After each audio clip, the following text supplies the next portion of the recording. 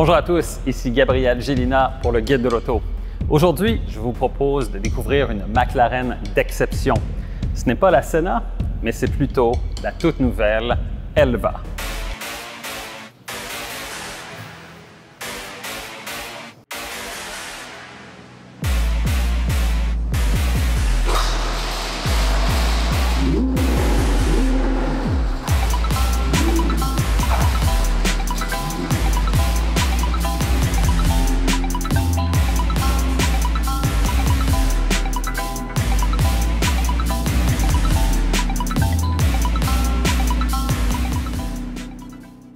Alors Charles, la voiture est vraiment spectaculaire, en fait, elle est frappante.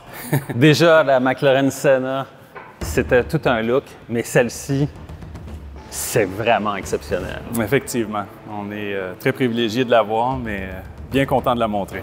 Alors, bon, évidemment, c'est la McLaren Elva, Oui. construite à seulement 149 exemplaires. Exact. C'est bien ça? OK, parfait.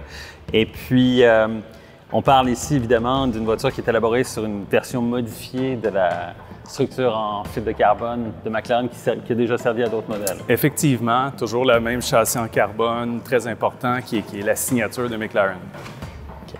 Et pour ce qui est du moteur, en fait, il y a une filiation vraiment entre ces deux modèles, la McLaren Senna et la Elva, parce que c'est à peu près le même moteur, la même motorisation qui est utilisée. C'est le même V8 4 litres biturbo, effectivement, avec légèrement un peu plus de puissance que la Senna, comme si on en avait besoin, mais en fait... Ouais, on parle de plus de 800 chevaux, finalement. Oui, on est à 805 chevaux et c'est la McLaren de production la plus légère jamais produite par McLaren.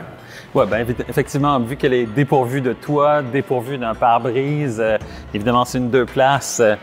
Tout ça en fait en sorte que, effectivement, la voiture est super légère.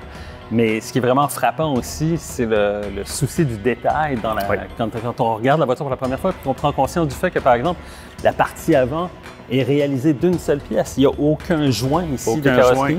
Ça se rend jusqu'aux portières. Bien, tout le tour, en fait, ça fait partie de l'exercice qu'ils ont fait sur celui-là. La partie avant est un morceau. Derrière, il y a deux morceaux et les deux portes, c'est tout. Wow! C'est absolument frappant comme design. Aussi, ce qu'on remarque, évidemment, c'est cette partie ici avant avec ces larges ouvertures.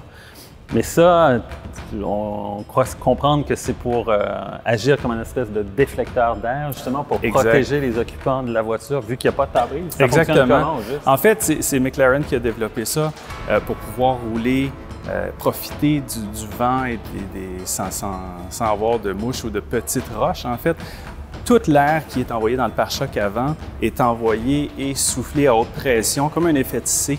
Oui, d'accord. Donc, et l'air qui s'en vient normal, en fait, crée comme une bulle pour les occupants et un pare-brise virtuel. Les lois de la physique s'appliquent. Donc, à haute vitesse, dépasser 120 km/h, McLaren va recommander un casque. Oui, bien sûr. Mais ça fait partie du plaisir. Il y a un déflecteur aussi qui est amovible, qui va bouger selon la vitesse. Donc, plus on accélère, juste pour déplacer la bulle pour les occupants. En fonction de la vitesse de la voiture. Absolument génial. Et si on regarde justement du côté de l'intérieur, on remarque encore une fois les typiques de McLaren, les touches pour la commande de la transmission qui sont sur le tunnel central. Mais on voit aussi, une tablette de 8 pouces, ça a l'air de l'aluminium brossé, c'est bien ça? Oui, les touches, l'aluminium brossé, le carbone, ils ont développé un nouveau type de carbone, en fait, pour le tableau de bord, plus mince, les fibres beaucoup plus minces. Et ils vont même plus loin. J'ai même un client qui, c'est un peu une option qu'on peut avoir. Le logo Elva ici qui est peint. On peut l'avoir, ils peuvent réorganiser les fibres de carbone pour que le Elva soit apparent avec dans la fibre de carbone. Wow! Justement, parce qu'on parle d'options, puis évidemment, les McLaren, on peut les personnaliser presque à l'infini. Absolument. Avec MSO, Special Operations et tout. Donc, les possibilités sont presque infinies.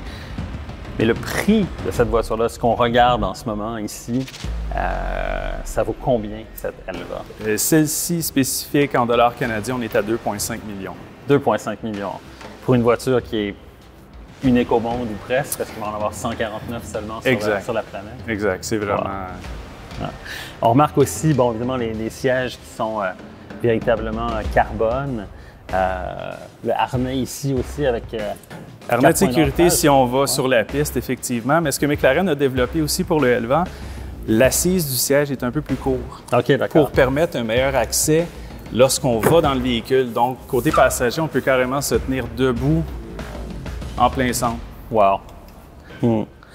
Évidemment, les échappements ici à l'arrière. Mais ce qu'on note, ce qui est assez particulier, c'est qu'il y a évidemment, le diffuseur est immense, mais 2 sorties d'échappement ici intégrées à la carrosserie et 2 autres ici en position supérieure.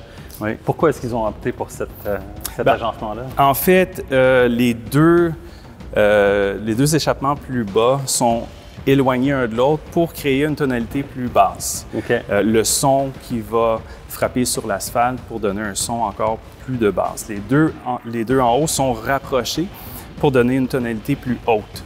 Donc, les deux ensemble donnent une tonalité exceptionnelle et le fait d'avoir ceux-là qui vont envoyer vers le haut sont plus près des occupants, donc meilleure sonorité pour les occupants.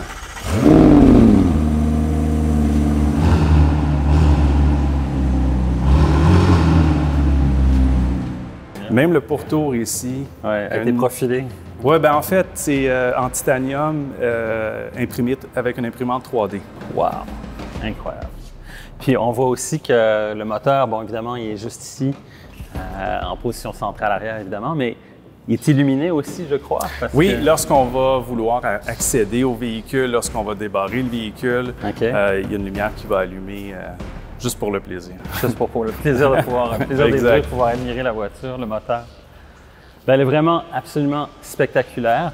Toi, tu as eu l'occasion de la conduire. Vous êtes allé rouler justement dans les rues de Montréal, histoire de créer un buzz justement avec cette voiture-là. Ça donne quoi comme feeling au volant? C'est vraiment exceptionnel, le fait d'avoir une vue panoramique. Ah ouais?